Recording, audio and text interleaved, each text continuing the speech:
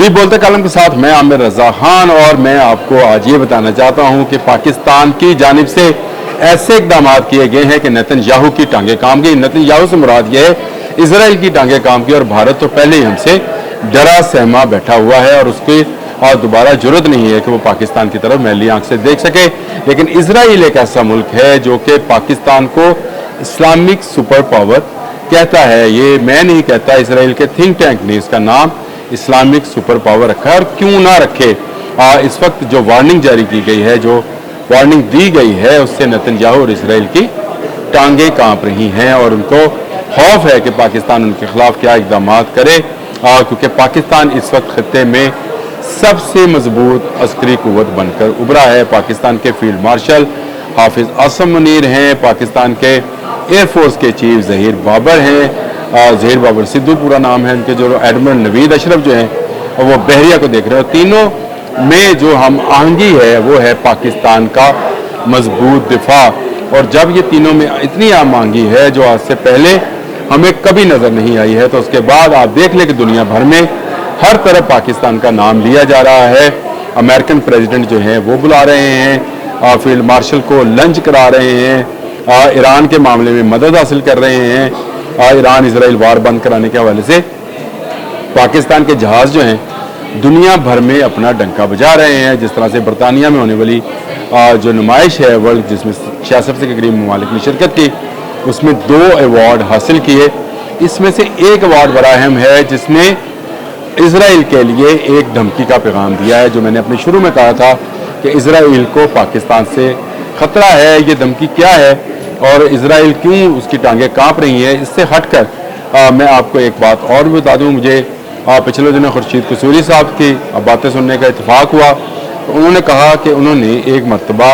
Israeli नायब वज़ीर आज़म से मुलाकात की थी, तुर्की में ये मुलाकात हुई थी, और उसमें उन्होंने जिन खदशात का इजहार किया पाकिस्तान के बारे में, वो ये था कि पाकिस्तान इस्लामिक सुपर पावर है, यानी एक ऐसी एटमी कुव्वत है जिससे इसराइल हमेशा खाइफ रहता है, और पाकिस्तान ने कभी इसराइल को तस्लीम नहीं किया। खुर्शीद कसूरी का यह भी कहना था कि अखबारात में, उस ज़माने के अखबारात में जो इसराइली थिंक टैंक है उसने पाकिस्तान को इस्लामिक सुपर पावर का नाम दिया था, और क्यों ना दे, क्योंकि जज़ायर इंडमान तक तो पाकिस्तान के मज़ाइल्स की रसाई है, और पाकिस्तान की ये रसाई इसराइल तक भी है। पाकिस्तान शाहीन 4 पर काम कर रहा है, पाकिस्तान अबाबील पर काम कर रहा है, नए वर्जन इंट्रोड्यूस करवा रहा है, और इन मिसाइल्स को इसराइल के लिए बनाया जा रहा है। इंडिया तो पहले, इंडिया के तमाम बड़े शहर हमारे शाहीन 3 के निशाने पर हैं, याद रखिएगा। लेकिन अब इसराइल में खौफ की एक और लहर पैदा हुई है उस वक्त जब पाकिस्तान ने बरतानिया में होने वाली नुमाइश में स्पिरिट ऑफ द इवेंट का अवार्ड जीता है। पाकिस्तान के JF-17 थंडर ने मुसलसल प्रवास करने का एक नया रिकॉर्ड बनाया है, और पाकिस्तान से फ्लाई करने के बाद जो इतलात हैं, जिनकी कंफर्मेशन जो है हो रही है, वो ये है कि 3 जगहों से उसको रीफ्यूल किया गया है। IL-78 से इस जहाज़ को रीफ्यूल किया गया, यानी फ़ज़ा के अंदर ही इसमें नया फ्यूल डाला गया। कहा जाता है कि एक फ्यूल पॉइंट जो है वो ईरान है, दूसरा फ्यूल पॉइंट जो है वो अनकरा है, और तीसरा फ्यूल पॉइंट यूनान यानी यूरोप में मौजूद है, एथेंस के करीब कहीं पे, जहाँ पे इसकी रीफ्यूलिंग की गई। और इस तरह से मुसलसल प्रवास कर कर ये जहाज़ एक खूबसूरत अंदाज के अंदर बरतानिया पहुँचा, और वहाँ पर स्पिरिट ऑफ द इवेंट का जो अवार्ड है वो हासिल किया। वैसे तो C-130 ने भी अवार्ड हासिल किया बेहतरीन मेंटेनेंस का, बेहतरीन डिज़ाइन का, लेकिन जो ये अवार्ड था, ये अवार्ड इसराइल के लिए एक वार्निंग है कि पाकिस्तानी JF-17 थंडर जो है उसमें ये कैपेबिलिटी और कैपेसिटी है तो वो जब चाहे इसराइल के तेल एबब को निशाना बना सकता है। वैसे J-10C भी यही काम कर सकता है, लेकिन J-10C चाइनीज़ जहाज़ है। JF-17 थंडर हमने चीन की मदद से तैयार किया है, लेकिन प्योरली हमारा अपना जहाज़ है जो ब्लॉक 3 है, और उसमें हर किस्म का वेपन ले जाने की सलाहियत मौजूद है। ये वो थ्रेट है जो कि इसराइल को उसकी तसीह पसंदाना पॉलिसी से रोके हुए है। शायद आपको इस बात का जो है वो यकीन ना आए, लेकिन ये बात हकीकत है कि अगर पाकिस्तान जैसी इस्लामिक सुपर पावर मौजूद ना हो तो इसराइल कब का हमारे कई शहरों को, कई मुस्लिम ममालिक को غرق کر چکا ہوتا اور ان کی توسیع پسندانہ پالیسی غزہ سے نکل کر لیبنان، شام اور اس کے ارد گرد مصر ایون اور سعودی عرب تک جو ہے وہ پھیل جاتی ہے، لیکن اس کو خطرہ جس سے ہے وہ پاکستان کی اس عسکری قوت کا ہے، اس عسکری لیڈرشپ کا ہے جو اس کو حاصل ہے۔ پاکستان کا جہاز JF-17 تھنڈر آئے روز ایسے کارنامے سر انجام دیتا رہتا ہے۔ پہلے رافیل کو گرایا تھا، اب اس نے نئی پرواز بڑھ کر برطانیہ تک ایک اور وارننگ جاری کر دی ہے، اور خورشید قصوری کا انٹرویو بھی جو ہے بڑا معنی خیز ہے۔ ان کا کہنا ہے کہ انڈیا کا جزائر انڈیمان تک جو ہے پاکستانی میزائلز کی رینج ہے۔ میں نے جب اس پر سرچ کی تو پتہ چلا کہ شاہین 3 جو ہے وہ تو اپنی جگہ پر موجود ہے، لیکن پاکستان اس وقت شاہین 4 اور 5 پر بھی کام کر رہا ہے، اور یہ زیادہ بڑے راکٹس ہیں جو کہ بہت دور تک، یعنی اس وقت اسرائیل جو ہے پاکستان سے 4000 کلومیٹر کے فاصلے پر واقع ہے، اور اس تک رسائی جو ہے پاکستان حاصل کر رہا ہے۔ یہ بڑی الارمنگ ہے، اور اسی سے نیتن یاہو اور اسرائیل کی ٹانگیں کانپ رہی ہیں۔ جو میں نے آپ سے بات کی تھی کہ پاکستان کی عسکری لیڈرشپ جن ہاتھوں میں ہے، حافظ عاصم منیر اس میں سر فہرست ہیں، پھر ظہیر بابر سدھو ہیں، اور پھر نوید اشرف ہیں جو ایڈمرل ہیں اور بحریہ کے سربراہ ہیں، ان تینوں کا کمبینیشن بڑا لیتل ہے ان دشمنوں کے لیے جو پاکستان کی طرف، اسلام کی طرف میلی آنکھ سے دیکھتے ہیں، اور جو بھی میلی آنکھ کی طرف دیکھے گا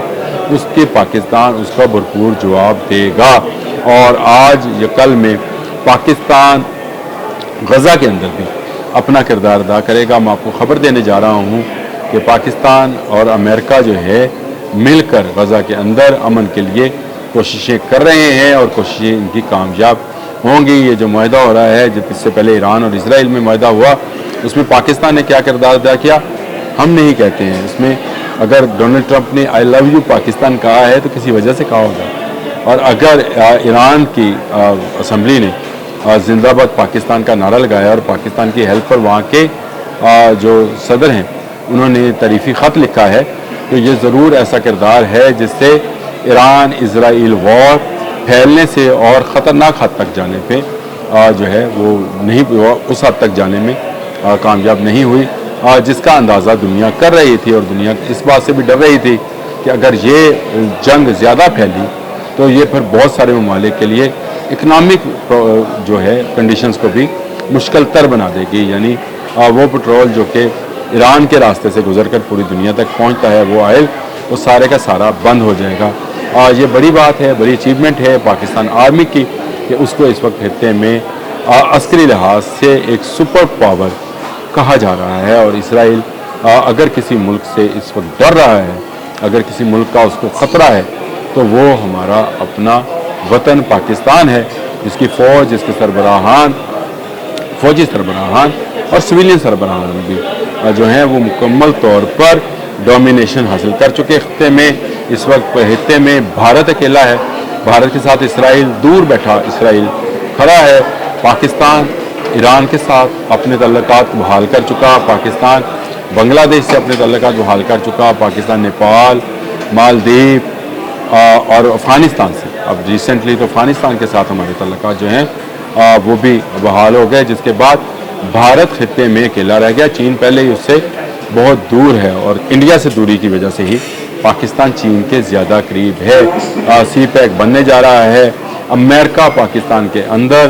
اپنی انویسٹمنٹ جو ہے وہ کرنے جا رہا ہے۔ پہلے یہ بھی بات چل نکلی تھی کہ ڈونلڈ ٹرمپ شاید پاکستان کا دورہ کریں، لیکن ایسی بات نہیں ہے، دورہ ابھی ان کا